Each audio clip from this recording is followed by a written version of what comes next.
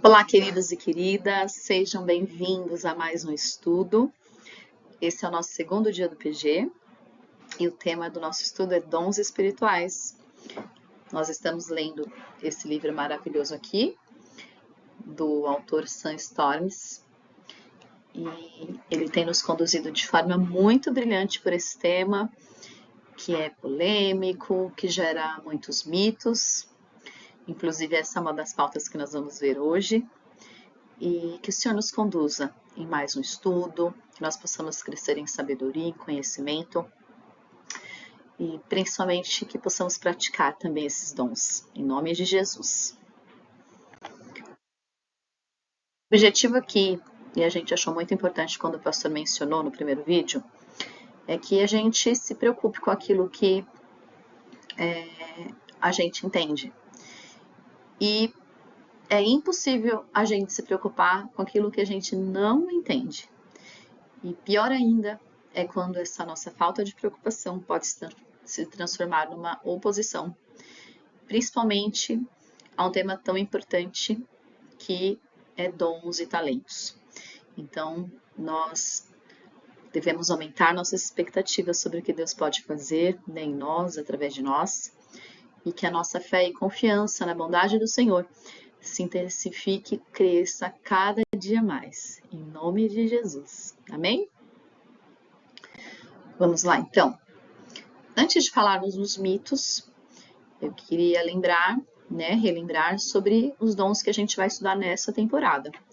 Por enquanto serão 9, né?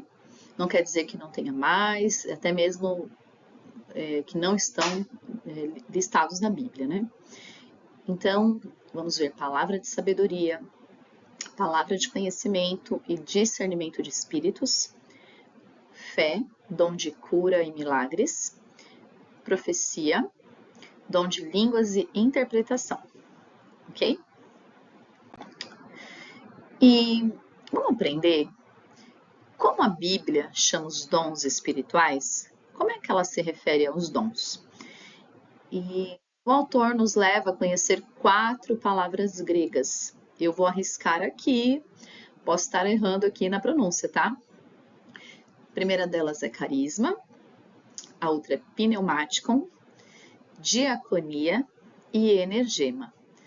São essas 4 palavras que se referem a dons espirituais e que a gente pode encontrar ao longo da Bíblia. Então, a gente vai conhecer o que significa cada uma delas, ok? A primeira delas é a palavra carisma. Essa palavra foi mencionada no primeiro vídeo, né, no primeiro dia de estudo. E a definição dela é uma obra da graça de Deus.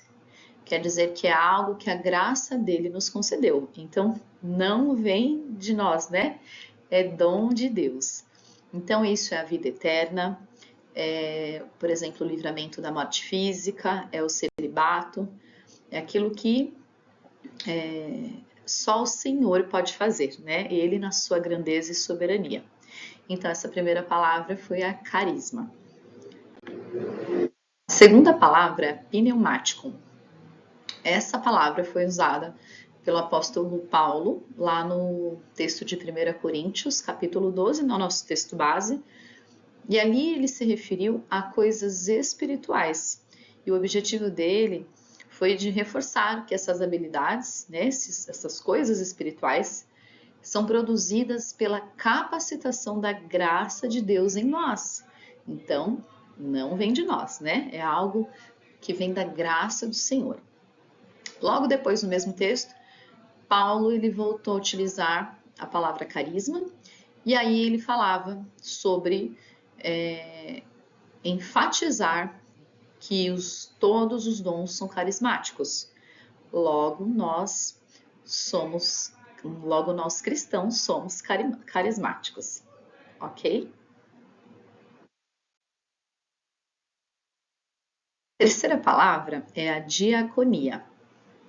Essa definição, ela é geralmente traduzida como ministérios, né? A gente já conhece. E essa palavra, ela aponta para servir, né? E a gente aprende com o autor que é mais do que um privilégio. E o que se sobressai aqui nesse termo é a responsabilidade para os dons. Então, esse termo diaconia, né, que aponta para ministérios e serviço, nos mostra que não há privilégios, né, ou ele não deve ser maior que a responsabilidade de servir, ok? Então, é muito interessante quando a gente entende, né, o sentido da palavra, e a gente pode entender o texto, né, de uma forma mais profunda. Então, essa foi a diaconia. A próxima palavra é energema. Essa palavra refere-se a uma obra da graça de Deus ou algo que a graça dele concedeu. É traduzida diretamente como realizações ou atuação.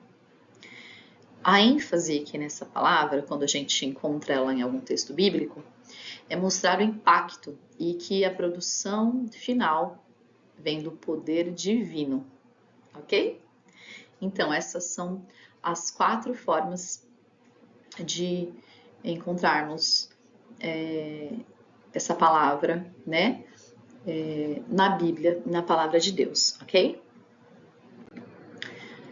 Agora eu quero entrar com vocês num tema um pouquinho mais polêmico e a gente vai falar sobre mitos e equívocos que são gerados em cima dos dons. A gente sabe que são muitos. Foi dito também no primeiro vídeo que talvez seja um dos temas, se não o mais polêmico, né, nas denominações. E aqui eu vou trazer algumas questões para a gente aprender juntos, ok? Vamos lá? Então, vamos aprender sobre o mito 1. A pergunta é: somente pastores ordenados ou pessoas super santas têm dons espirituais miraculosos? Certo? Errado. Essa não é uma afirmação correta. Então vamos lá. O Novo Testamento mostra para nós que não só os apóstolos, mas cristãos comuns podem exercer dons milagrosos, então não é privilégio de alguns. A gente pode ver em alguns textos bíblicos que isso é comprovado. Então, por exemplo, em Atos 6 fala sobre Estevão, que foi um diácono, ele fazia dons miraculosos. Filipe e Ananias eram pessoas comuns como a gente, né? Também se moviam ali nos milagres. E também a palavra de Deus lá no livro de Lucas cita que os 70 seguidores de Jesus expulsaram demônios. Então esse dom não é só para pastores ordenados ou pessoas super santas, como a gente pode muitas vezes ouvir falar por aí, ou a gente mesmo achar, né? Porque a gente está aqui para aprender, ok? Então vamos para o mito 2. Quando você se converteu, recebeu todos os dons que terá ao longo da sua vida. Será que isso está certo? O que você acha sobre isso? Vamos entender um pouquinho mais sobre esse ponto? Isso está certo ou está errado? Isso está errado. A palavra de Deus nos mostra justamente o contrário, que é nossa responsabilidade, né, e responsabilidade de cada cristão que caminha com Cristo, que conhece a palavra, que ama servir e que realmente quer fazer diferença nos dias em que vive, que nós devemos buscar e perseguir os dons. Então, é algo que vem do Senhor, mas nós precisamos fazer a nossa parte. Então, inclusive se nós não fizermos, é como um ato de desobediência, né? Porque a gente tem diretrizes e ordenanças na Bíblia, né? Por exemplo, lá no texto de 1 Coríntios, no capítulo 12, no versículo 31, o apóstolo Paulo escreve assim: entretanto, procurem com zelo os melhores dons. Então, é um ato de procurar. Nós devemos ter essa iniciativa. Nós devemos ter esse posicionamento como cristãos famintos e sedentos. Então, é algo para a gente pensar, né? Tem aí outros textos também O texto de Coríntios é o texto base que a gente vai estudar, mas é importante ler todo o livro, entender o contexto, não só os versículos que estão sendo mencionados aqui. Então, esse mito cai por terra, ok? Nós precisamos obedecer e buscar, ok? Perseguir os dons que o Senhor dispõe para nós. Vamos para o próximo? Outro mito e equívoco sobre os dons. É o mito 3. Os dons milagrosos foram dados primariamente para validar o ministério dos apóstolos. Certo? Não, não está certo, está errado.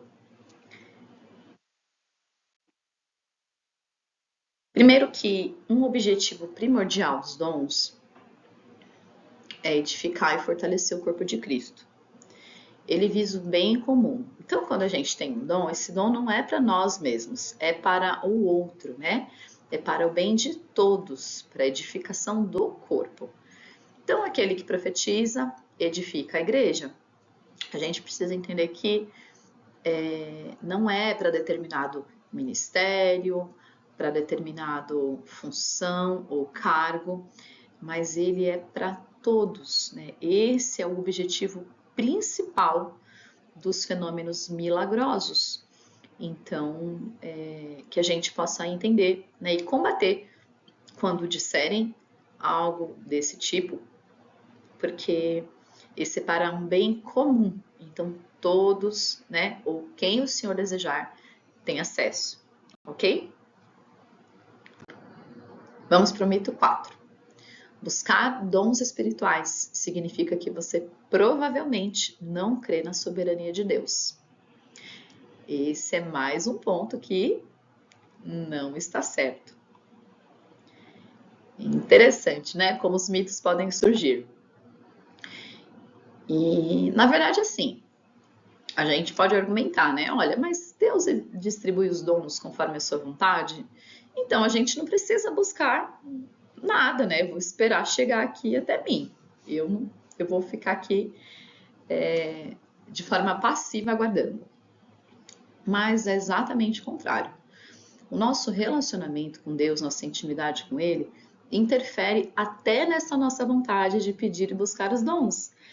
Então, a gente precisa entender que quando a gente sabe que está disponível, né, é para nós, nós precisamos buscar com zelo, a gente vai sim fazer a nossa parte, né? Entra também no ponto de responsabilidade, não só esperar que o Senhor faça, mas tem passos e tem atitudes que nós devemos tomar, né? Vocês já ouviram falar, né? Olha, tem coisa que você tem que fazer que Deus não faz. Então tem pontos que nós devemos fazer, né? Não esperar que venha pronto, que o Senhor faça.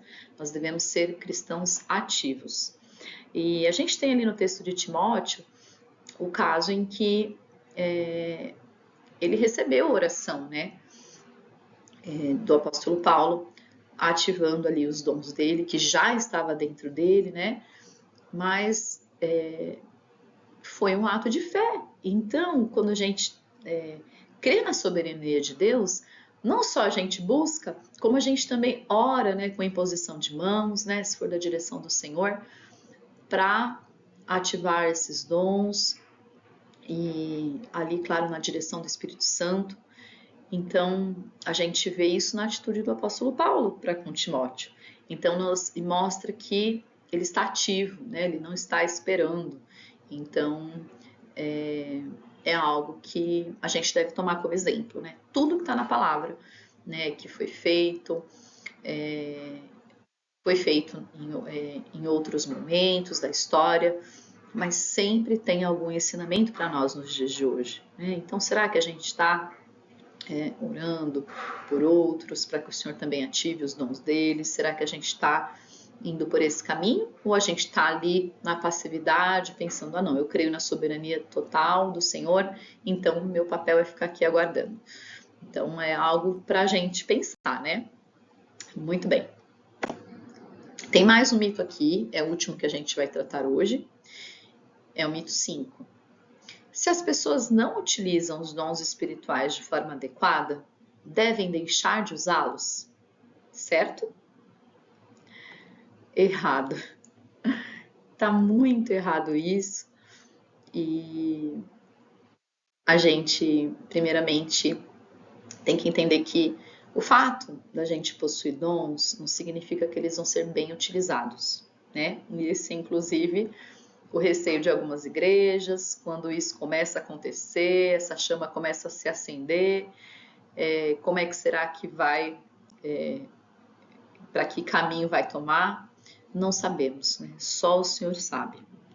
Então, e quando isso ocorre, né? Quando esses dons não são usados de forma adequada, a tendência é puxar o freio de mão e falar, olha, melhor parar, vamos com cautela, isso não está dando muito certo.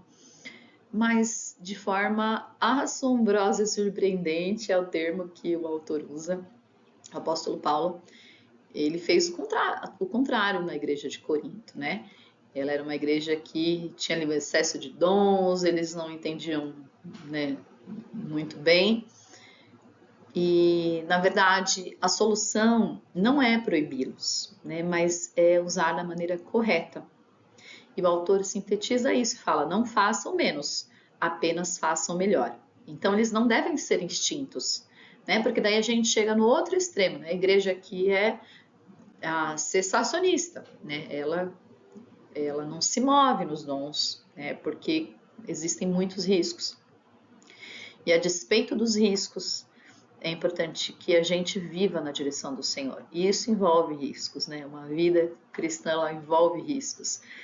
A certeza que a gente tem é da soberania do nosso Pai, né? A gente vive um dia após o outro, né? Crendo na soberania dele, fidelidade dele, no amor dele, né? E ele é para nós como uma rocha, né? Ele é um bom pai.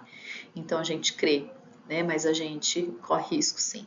E essa caminhada de se mover nos dons vai trazer riscos, mas também vai trazer muitas bênçãos, muitos milagres, muitas maravilhas, e que a gente possa aprender com o apóstolo Paulo, né? Ali com a igreja de Corinto, e também com o Sandstorms no livro dele, né? Ele traz muitos exemplos, ele mesmo tinha esse coração mais frio para dons, e o Senhor foi transformando.